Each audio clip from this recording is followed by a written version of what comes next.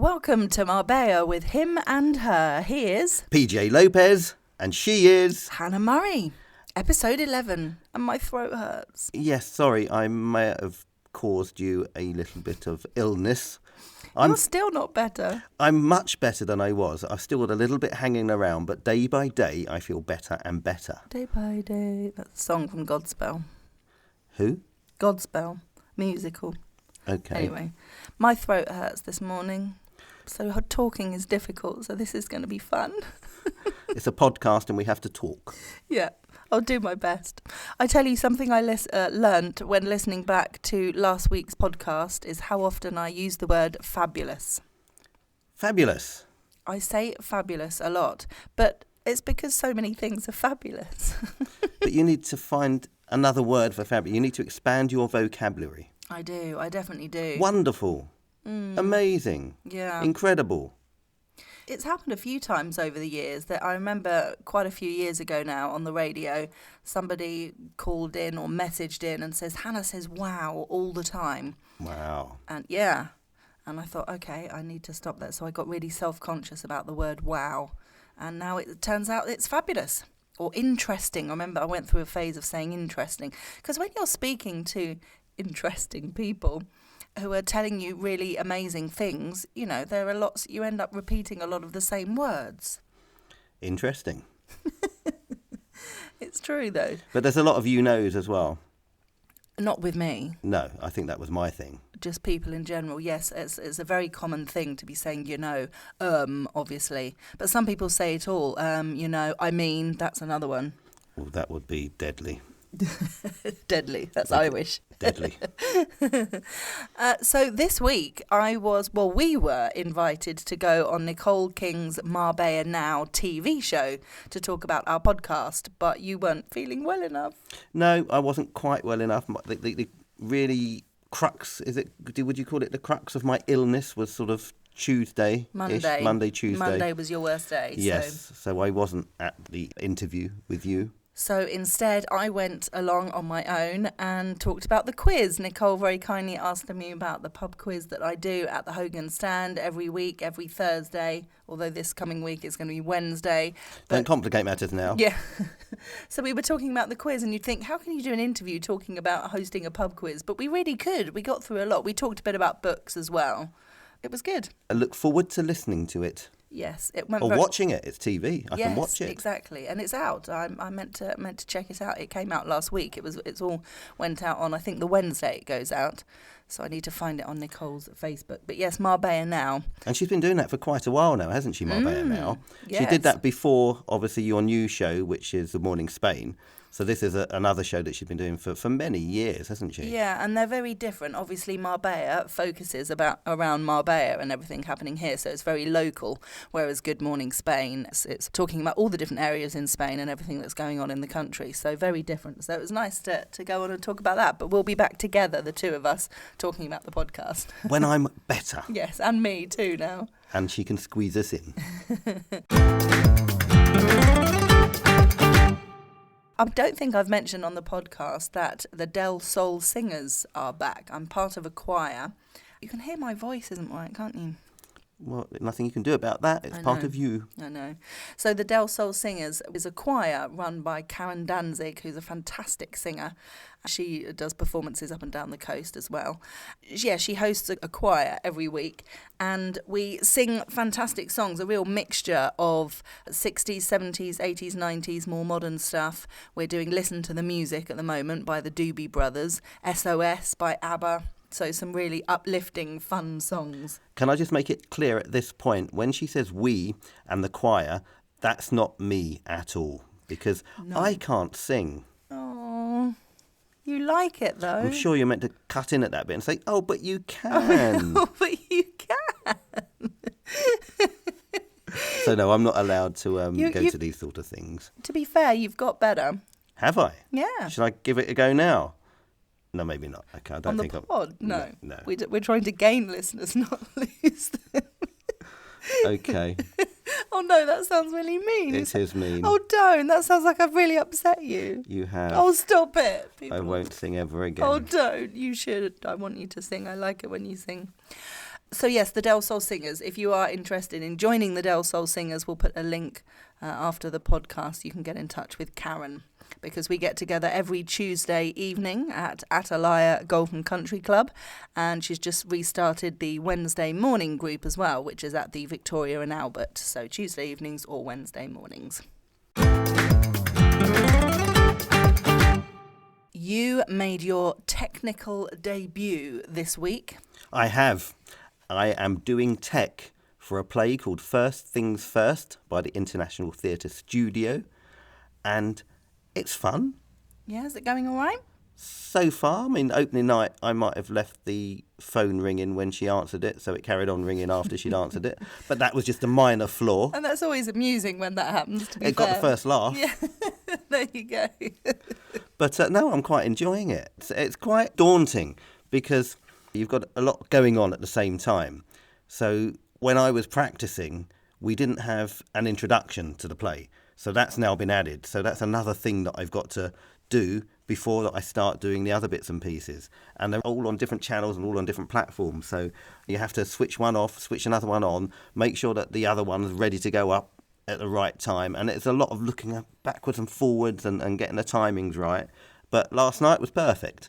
Oh, well done. I'm going to see it tonight. So it won't be perfect.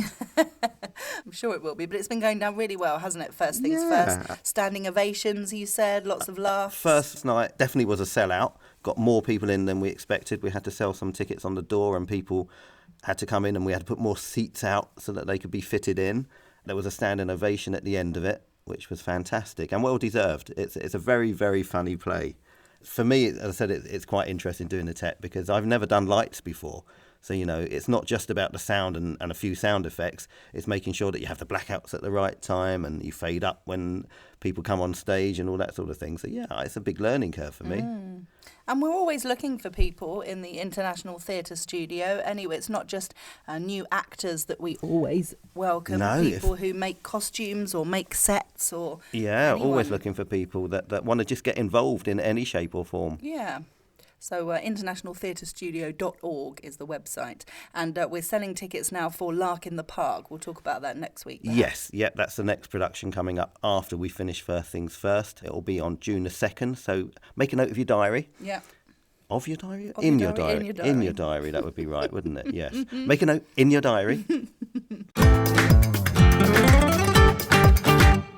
I got my eyebrows done this week at a new place. Well, not a new place, just a new location. I go to the Salon, which was in San Pedro for many years in El Ingenio, and now they've moved to Soho Market in Guadalmina. And it's a lovely little setup in there, really, really nice. It's always so busy, isn't it? So many Yeah. people in there. Yeah, there's so much going on. It's great. And I thought while I'm there, because I was there in the morning, I thought, I'll grab a bit of breakfast and a cup of coffee and a bit of breakfast. Yeah, I always see lots of people sitting outside. Yeah, it's always really buzzy. Yeah. And I don't like saying negative things. I really don't, because we're positive people and always like to promote places. And Yeah. I'm sure it just could have been a one-off. Well, we're truthful whatever. about the experiences we have. Yeah, we have and to not be all truthful. experiences are as good as others. Not all experiences are fabulous. Fabulous, And darling. yeah, this wasn't, unfortunately. The service really wasn't good. It took ages and then the order was wrong and there was no apology. It was all my fault and yeah. Yeah, I mean, and we know people have off days, and we know lots of people have had fantastic, I was going to say fabulous, but fantastic food in there. So it could have just been a one-off, and the next time you go, you may have a wonderful time. But it's that thing where it just puts you off, doesn't it, wanting to go back? That's the thing. Yeah, it's such a shame. And then the following day, I went to Pandora for breakfast with my dad on the Friday. They've got new owners, English owners, I think. So where is Pandora? So it's in San Pedro, in the centre, right near the pharmacy. It used to just be a kind of ice cream place. They still do ice cream. I know. But, yes. And it's always really busy sitting outside. And so I thought, let's check it out. And they've got a really big, extensive menu. There was so much choice. And we had a really nice breakfast. Big, big portions for a really good price, under €10. And I had French toast. I mean, I cannot praise it enough. The food was fantastic. The people were absolutely brilliant. Great service, great food. Loved it. Can't wait to go back. Oh, I need to go to some of these places. Yes, you Why do. aren't I going to these places and you are? You're at work. Oh, When I go for brunch with my dad, you're at work. okay. Yeah. We'll do it I'll another go time. on my own then. Yeah. No, we'll do it another time together, definitely. Men Talk this week was great fun. I had Peter Bennett, Bill Blencarn and Mark Curry. And if you recognise the name, that's because you will recognise Mark Curry as an ex-Blue Peter presenter for many years in the, when was it, early 90s, that kind of time? Yeah, I think it was around about the same time as Peter Duncan, was it? Yeah, I mean, definitely the same time as... Maybe as the John lovely Karen. Leslie-ish sort of era. And he also worked at the radio station at TRE, the radio station that I'm at. He hosted the breakfast show before I did. And he had the best name for a radio show ever. His show was called Curry for Breakfast, which I thought was brilliant. You can't beat that. No. And he's an avid tennis fan as well, isn't he? Do you remember he used to do a live link-up from Wimbledon every year as well? Yeah, he did. He's big into his tennis. And he's an amazing actor and singer as well. He's been in Wicked in the West End for 16 months, maybe Possibly, 18 months or something. Yeah, long time, playing the wizard in Wicked, and he was talking about the fans, and because one of the things we talked about was on the panel was baby reindeer and stalkers and things like that, and he was saying that there's a massive difference between a stalker and a fan, and he was talking about these people that come and watch Wicked every single night. No way. Yeah, literally night after night after night, and they're there to meet the cast, particularly the two leading ladies, afterwards with flowers and presents. And he said, I mean, it's overwhelmingly lovely, you know, and they're not stalkers, they're just massive fans of the show. Super fans. Yeah, definitely. So he's having a bit of a break now because he's then going into Singing in the Rain. That's his next production. And Bill, one of the guys on the panel, I told him in advance that Mark was going to be on, and he came with a homemade Blue Peter badge that he wanted Mark to sign. It was very funny. That's almost very sweet. Yes, it was lovely. I went to the new location of Marbella Beauty Academy this week. They used to be up in La Morena. Yeah, it used to be a long way away, didn't it? I have to say, I did get lost trying to find this place. I ended up just parking. You know when you're relying on sat-nav to take you somewhere? When it works, it's brilliant. And you say, what would we do without sat-nav? But when it doesn't work and it starts rerouting, you know when that happens? There's nothing more annoying than rerouting. Oh, it was rerouting, and it was trying to send me down roads that were one way, and I couldn't go, so I'd go down another road, and then it would reroute, and then it would, I mean, it was just a nightmare. I was getting so stressed, so I just parked the car and then called her, and I was like 10 minutes walk away from, so yeah, now I know where it is. But it's a new location in the centre of Marbella, and I was speaking to Jane about it, and she said I can definitely mention on the pod, because they're always looking for new kind of models, really. It's a beauty academy, it's a school, so they have normally girls, young girls, but anyone can apply for courses on facials, massage, manicures, pedicures, eyebrows, eyelashes, all kinds of beauty things. So the girls need to practice on people. So they do treatments for a really good price, 10 euros, 12 euros, 15 euros, depending on what you're having. So you can get really, really good offers there, because, as I say, the girls need to practice on someone. So I'm going to give Jane's phone number out, because it's important to WhatsApp Jane if you want to book an appointment and find out their price list and all the different things that they offer. So I'll give Jane's number. It'll be on the show notes. If you look at the extra information, it will be within there. You can see them on Instagram, Marbella Beauty Academy, but if you want to book an appointment, definitely get in touch with Jane via WhatsApp. You got up early this week, didn't you? I did. I set my alarm on Friday, for 5:10 on Saturday morning. Quite early. It is for you. You're still in the land of Nod normally. Oh, definitely. I woke up by chance at about 4:00 and thought, I've got another hour, and then thought I probably won't sleep that much, but I was definitely fast asleep when the alarm went off. I got up to do a Darkness into Light walk, And it was, I think, the 4th year in a row that I've done this. It started in Ireland, but it's something that happens worldwide. And it's on Irish TV as well a lot, isn't it? You see it advertised all over Irish TV. Yeah, definitely, and Irish radio, because that's where it started. And it's all to do with raising money and awareness for people with quite severe mental health issues and suicide awareness and prevention. So it's a fantastic cause. There's some big charities and help centres in Ireland where the money goes to, and sometimes people who are organising walks, the money goes to more local charities doing a similar kind of thing. And the idea is you start walking in the dark, and by the time the walk has finished, the sun has risen. So it's a lovely concept, and everyone's got the branded T-shirts on. It's heartbreaking because there's a lot of people who are doing the walk who have been affected by either by mental health or sadly by suicide, who have lost family members or friends to suicide, which is heartbreakingly sad. So it's lovely, everyone coming together, everyone's really friendly, and it's a beautiful walk. It's about 5k. So I met my friend Amy and her daughter Katie, and we did the walk together, and it was lovely. Yeah, I didn't do it this year because of my tech Yes. thing that I was doing, so I was in quite late, so I didn't want to get up early again. Yeah. But not because I don't support the cause. I mean, it's an amazing cause, and I'm glad that you got up and did it. And we did it last year, and I've experienced it. And yes, it's heartwarming. Yeah, it is. Have you looked into Sarah in English this week? I have. There were some interesting pieces. You go. Okay, so E1 Electric Offshore Formula 1. Now, we're not talking about cars here. We're talking about boats.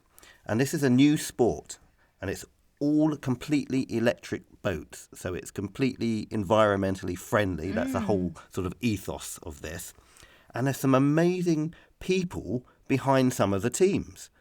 And it's not just big sports stars behind it, but there's some Hollywood actors that have got involved as well. This is an event that's happening in Puerto Banus on the first weekend in June.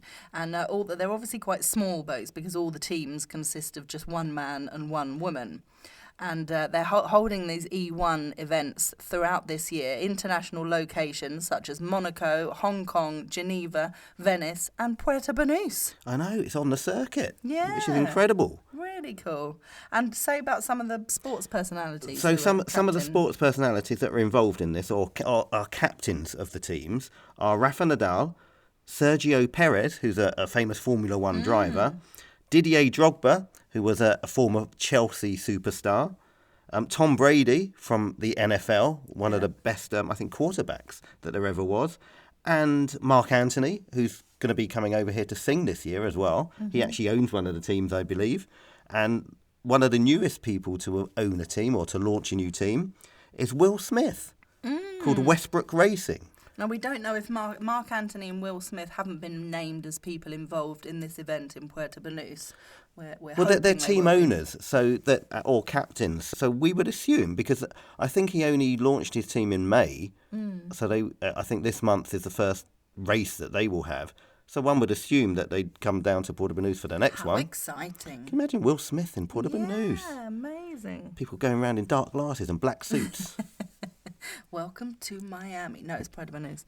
Really excited about that. Although the weekend it's happening is the weekend we're doing Lark in the Park. So we won't be able to go and see it, unfortunately, God. because we've got rehearsals on Saturday. No, but maybe after the rehearsals we can go down and check it out. Yes. I think to find out more about that, if you just look up E1 Electric Offshore Formula 1, you'll come to a website that shows you all the latest information, and you can register for more info. So they'll obviously email you when they know more about it and ticket sales and everything. Okay. Exciting. And something that happened this week in Marbella is there's an iconic restaurant in Malaga called El Pimpi. It's a bodega as well as a restaurant. So bodega, they have the big wine barrels. People sign them. And yeah, it's world famous, I'd say, El Pimpi. I mean, we've seen it on so many cooking shows when they come to Malaga, everybody always ends up in El Pimpi because it's just like an institution of Malaga, isn't it? It opened in 1971, and Antonio Banderas, the actor, was talking about the fact that he first went to El Pimpi in Malaga when he was 9 years old, and he used to take his girlfriend to dinner there. He shot a film there, and he said he lives practically on top of it. Well, he's one of those examples of he liked it so much, he bought it. Yes. So he's actually a partner of El Pimpi now. Yes, and they've just opened one in Marbella. So Antonio Banderas was in Marbella this week. They've opened it at the Puente Romano Resort, one of the most iconic places in Marbella. Yeah, they own the Marbella Club and the Puente Romano are owned by the same owners, and they're probably the most iconic hotels and resorts on the Golden Mile in Marbella. And there are lots of different restaurants in the Puente Romano as well, and they're all... Yeah, I'm going to use the word fabulous. Yeah, within the Puente Romano, there's another boutique hotel called the Nobu Hotel, and Nobu are world famous for having these amazing restaurants which are Japaruvian. Mm-hmm. And then there's other restaurants that have just opened up recently there. Cipriani's, which is of the Harry's Bar chain. I wouldn't like to call them a chain because they're a bit more upmarket than chain, but you know what I mean. But yeah, so Puente Romano have restaurants that they've launched themselves, and then they have really big international names, and now they have El Pimpi. And a lot of people I've seen on social media, there's a lot of speculation with people saying, oh, it won't be the same because, you know, El Pimpi in Malaga is very authentic, very Spanish. And not very expensive. It's not very expensive. So people are assuming going to the Puente Romano, suddenly the prices will come up. But I saw some examples online in the article on the Sir in English at the kind of food that they'll be serving, very, very similar to what you would get in Malaga El Pimpi. Some examples were the adobo, which is fried marinated fish. One of our favourites. That for €18. Fried aubergine, €15. So that's absolutely comparable to here. Yeah, I suppose if you go to a local tapas bar, it's probably double the price of what you'd pay there. But you're talking about going to the Puente Romano, one of the most prestigious sort of locations on the Golden Mile. No, I beg to differ about it being double. I was thinking about going to like Calakalua and places like that, and they'll be exactly the same price as that. You think? Oh, 100%. Really? Fried aubergine, adobo, €15, €18. It's all that kind of price. I think we need to eat in more. Didn't know we were paying that. So really exciting. Can't wait to experience El Pimpi at the Puente Romano Resort. It's open now. Eurovision last night. Oh, so I got back from doing the tech at the last night's performance, and you were still watching it, so I managed to catch the end of it, didn't I? Yeah, I mean, we are not massive Eurovision fans. It's not the kind of thing that we're like, oh, we have to watch Eurovision this year. I don't think we watched it really last year. Oh, we did. We fell in love. The year before. Oh, was it the year before? Yeah, the year before we watched it. That's when we fell in love with Hannah Waddingham. Yes. Who was amazing. Or could that have been last year? I thought it was last year because Liverpool hosted it. Oh, yes, we did watch it then, but I think we watched it the year before. Anyway, we're not massive fans, she says, having watched it 3 years in a row. It's just a bit of entertainment. It's not the kind of thing that if I was going out for the evening, I wouldn't say, oh, I can't go out because Eurovision is on. But because I didn't have plans, I thought, well, let's watch Eurovision. So as PJ was doing the tech, I invited my dad over, and he wasn't bothered either. But we kind of got into it. It was entertaining. The thing I don't get, though, I don't understand how people like the things that do really well. All the ones I liked didn't do particularly well, and all the ones that everyone loved I thought were horrendous. Yes. I mean, I came in just as they were playing a snippet of the Irish one, and it was just some people screaming at each other. Oh, it was awful. Awful. Don't get me wrong. I love Ireland. I love Irish people, but the Irish Eurovision entry I thought was horrendous. But I saw loads of people online saying it was amazing. What? Yeah, maybe our taste in music must be very different to other people that like Eurovision, possibly. Yeah. So my least favourites were Ireland, France, Portugal, all of whom did really well. They were in the top 5, top 10, definitely. Estonia and Norway, again, were a bit kind of shouty and... And the UK, when it came to the public vote, got 0 points. Yeah, that was embarrassing. 0 points. No points at all. I know. I don't think the song was that bad. I wonder if people would have been offended by the well, this is interesting you say this. know. So I've seen some stuff on social media this morning talking about this and saying that, you know, they used to sit up with their kids to watch Eurovision, and no, they can't do that now because there were like half naked people cavorting around the stage, and you know, either half dressed or very scantily dressed, or in like is it BDSM? Yeah. Like in those sort of chains and it was collars very and things like that. Definitely. Almost everyone. And they said that they're not comfortable with their kids watching this sort of thing now. You know, your mummy, daddy, why have they got a collar around their neck with a chain on it and someone pulling them around? You know, it's like, wow. It's not family friendly at all, which is a shame. I don't quite know why it's gone that way. Some of my favourites, Croatia I liked, and they did really well. They were up the top. Italy was fairly near the top. I like that. That was a quirky, kind of catchy pop song. I really liked, well, it kind of grew on me. Finland was kind of a joke. I mean, it didn't do very well at all. The bit that made it funny and entertaining was the main guy singing. They were called Windows 95 boys or something, which was just bizarre. And he wore no pants.